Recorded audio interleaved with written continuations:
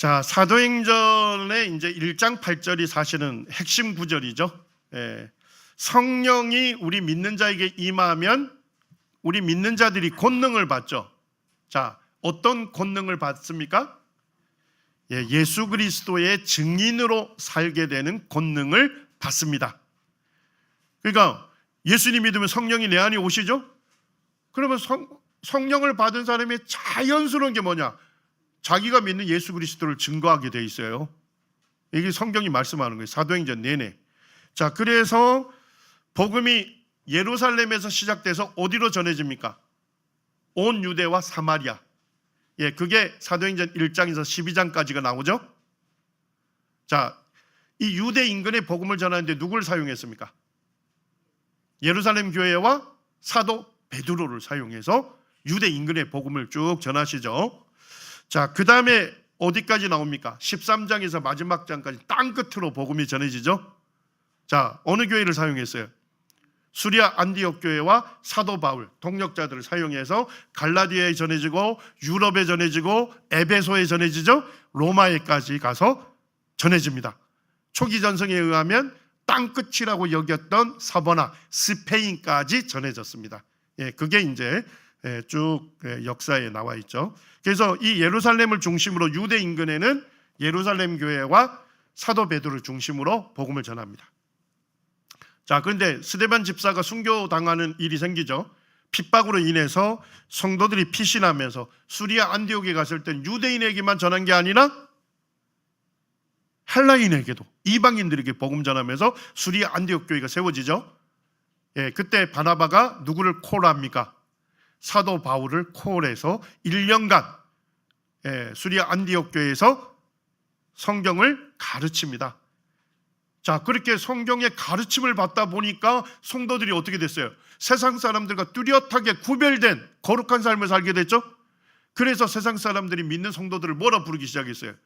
저 그리스도인들이다. 그리스도에게 미친 사람들, 구별된 사람으로 부르게 된 것이죠.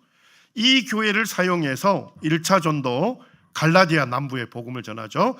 2차 전도 유럽으로 복음을 전하죠. 3차 전도 에베소에 복음을 전합니다. 그 다음에 4차 전도를 할 수 있는 그 다음에 로마로 사도 바울이 가서 자기 셋집으로 오는 모든 사람들에게 담대하게 거침없이 방해 없이 하나님 나라를 전파합니다. 이까지 이제 저희가 쭉 살펴볼 겁니다. 그래서 이제 저희가 처음에 가는 게 어디입니까? 로마입니다. 사도 바울이 로마도 보아야 하리라 이렇게 했고, 주님의 사자가 주님의 말씀을 사도 바울에게 전달했죠. 너가 가이사 앞에 설 것이다 하신 대로 로마로 오게 된 겁니다. 저희가 첫 번째 가는 곳이 사도 바울의 순교지입니다. 사도 바울이 이 길을 걸어 들어가서 순교를 당해요. 초기 전성에 의하면 사도 바울은 로마 시민권자죠. 그래서 십자가형을 당하지 않았어요.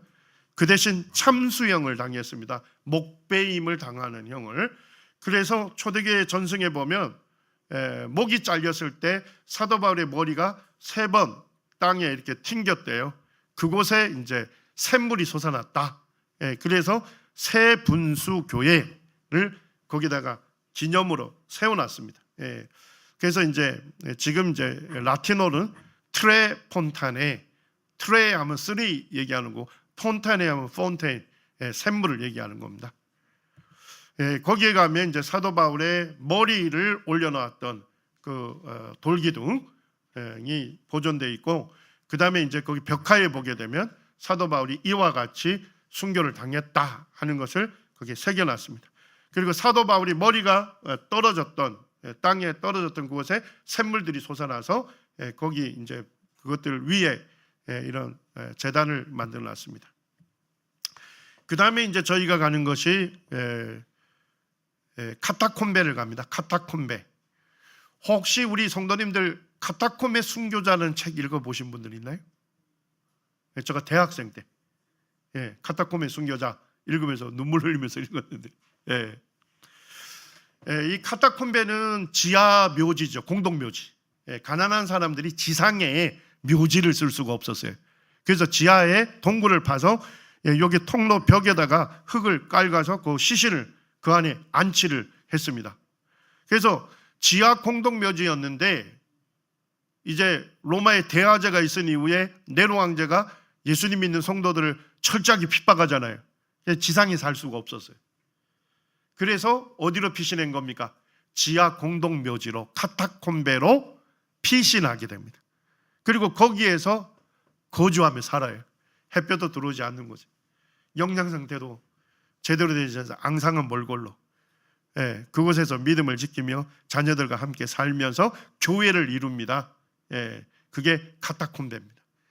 그 카타콤베가 굉장히 많은데 가장 큰 카타콤베인 칼리스토 카타콤베를 저희가 방문하게 될 겁니다. 지하 4층까지 되어 있어요. 이제 지하 한 20m에서 25m까지 내려가는 그곳에 성도들이 거주했습니다. 여기에 이제 성도들이 주님을 섬기다가 이제 주님의 부르심을 받으면 거기에 여기 통로에 흙을 파서 시신을 안치하고, 그리고 바깥에 이런 돌판을 해서 그 성도의 이름을 기록하고 성도의 그 마지막 유언 같은 걸 기록을 했습니다. 그런 것도 이제 남아 있는데, 거기에 이제 표식을 보게 되면 뭘 그려놨습니까? 잘 안 보이시죠? 물고기. 물고기 문양. 물고기를 헬라어로 뭐라 하죠? 익투스라고 합니다. 익투스. 그래서 여기에 보면 요게 익투스인데 I는 뭐냐? 이수스, 예수 얘기하는 거예요. 그 다음에 X는 크리스토스, 그 다음에 데오스, 하나님, 그 다음에 이오스 하면 아들, 그 다음에 시그마, 소테라 하면 구주, 이런 얘기입니다.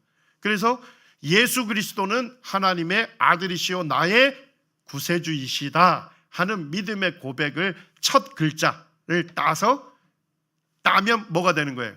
물고기를 뜻하는 익투스가 되는 거예요.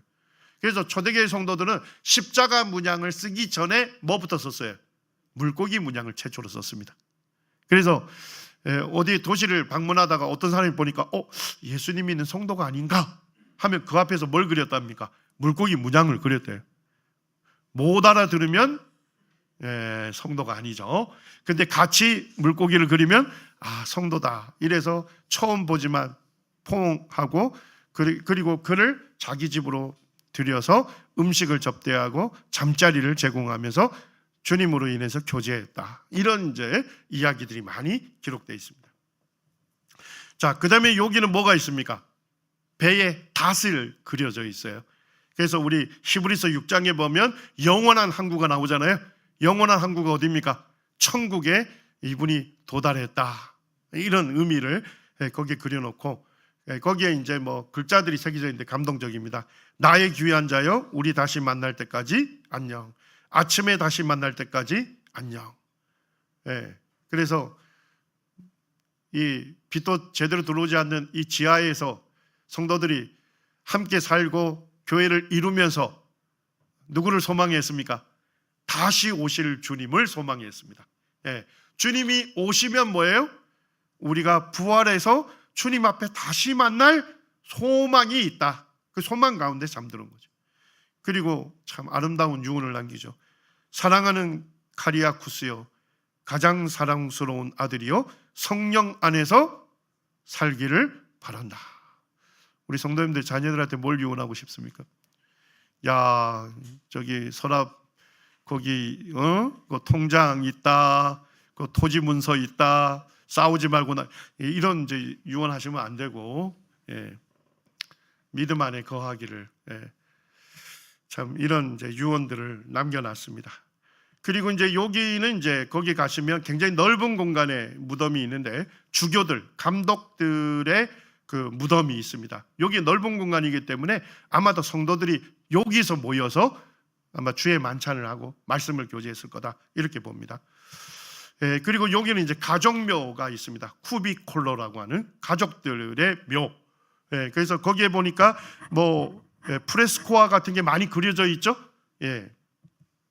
거기에 프레스코아 중에 이게 뭐 하는 그림 같습니까? 주의 만찬을 하죠. 초기 교회 성도들은 주의 만찬이 끝나면 성도들이 다 함께 외쳤던 말이 있답니다. 그 한마디가 뭐였을까요? 마라나타. 그래서 초기 교회의 문헌 중에 디다케라고 하는 문헌이 있어요. 그래서 아마 AD 50년에서 120년 사이에 기록이 됐다. 그러니까 신약 성경이 기록될 당시에 기록된 초기 문헌입니다. 거기에 보면 이제 침례 어떻게 할 거냐, 그 다음에 이제 기도 어떻게 할 거냐, 주의 만찬은 어떻게 할 거냐. 그런데 그 마지막에 보면 성도들이 만찬이 끝나면서 성도들이 다 함께 마라나타, 주님께서 오시옵소서, 주님 곧 오신다 하는 것이 성도들에게 유일한 소망이었다 하는 것입니다. 거기에 보면 이제 예수님을 선한 목자로 잃어버린 양을 찾아서 데리고 오는 그런 모습들. 그 다음에 이제 여기 XP라고 할 수 있는데 그리스어로 카이, 그 다음에 로우, 그리스도를 얘기하는 거죠. 그거의 첫 두 알파벳을 이런 상징적인 문양으로 해서 그리스도를 상징하는 그런 문양들이 거기에 많습니다. 그 다음에 이제 오병이어, 이런 것들이 새겨져 있습니다. 그 당시 성도들은 글을 모르는 노예층들이 굉장히 많았어요. 그래서 이 하나님의 말씀을 시각화해서 많이 전해준 겁니다. 거기에 가게 되면 성 세실리아의 지하 경당이 있는데, 원래 이제 여기에 이 세실리아라고 하는 순교자 여성의 그 시신이 있었답니다. 그 시신은 지금 이제 바실리카로 옮겨졌고, 여기에 이제 복제품이 있어요. 그래서 이분이 원래 그 귀족 자제 딸이었는데, 그분이 이제 예수님을 믿고 전하는 것 때문에 이제 총독 앞에 끌려왔을 때 나는 그리스도인입니다, 나의 주 예수 그리스도는 진정한 하나님이십니다 라는 고백 때문에 결국 이제 순교를 당했다 여인입니다. 그 다음에 이제 저희가 방문하는 것이 코바디스 도미네 교회입니다. 뭐 코바디스 도미네 들어보셨죠? 라틴어로 주여 어디로 가시나이까. 베드로 행전이라는 외경이 있습니다. 거기에서 네로 왕제에 의해서 기독교 핍박이 심해졌잖아요. 그래서 로마에서 말씀을 전하던 베드로가 핍박을 피해서 이제 로마를 떠나려고 한 거예요. 그래서 아피아 가도로 가고 있는데 주님을 만났답니다. 그런데 주님께서는 어디로 들어가고 계신 거예요? 아피아 가도를 걸어서 로마로 들어가고 계신 거예요. 그래서 사도 베드로가 물었답니다. 주여 어디로 가시나이까. 그러니까 주님께서 내가 로마에 가서 십자가를 지려고 한다. 그러니까 사도 베드로가 자신의 소명을 깨닫고 다시금 그 핍박의 장소인 로마로 들어가서 순교를 당했다 하는 그 장소입니다. 그래서 거기에 가게 되면 오른쪽에는 십자가에 못 박히신 예수 그리스도가 그려져 있고, 왼쪽에는 사도 베드로 어떻게 순교당했대요? 십자가에 거꾸로 매달아서 순교당했다는 그림이 그려져 있고, 뭐 예수님께서 그곳에 발을 디뎠던 뭐 이제 그 유적이 있다 이래서 뭐 남겨진 게 있고, 자 어쨌든 이게 아피아 가도입니다. 예수님이 이쪽으로 걸어오셨고 베드로는 반대로 걸어가죠. 베드로가 항상 나올 때 손에 쥔 게 뭘까요? 열쇠, 천국 열쇠. 베드로입니다. 항상 그림에서. 그리고 이제 여기가 아피아 가도입니다. 사도 바울이 이 보디올에 도착하고 아피아 광장에 갔을 때 로마 교회 성도들이 이까지 오죠, 형제님들이. 그래서 형제님들을 만나서 용기를 얻죠.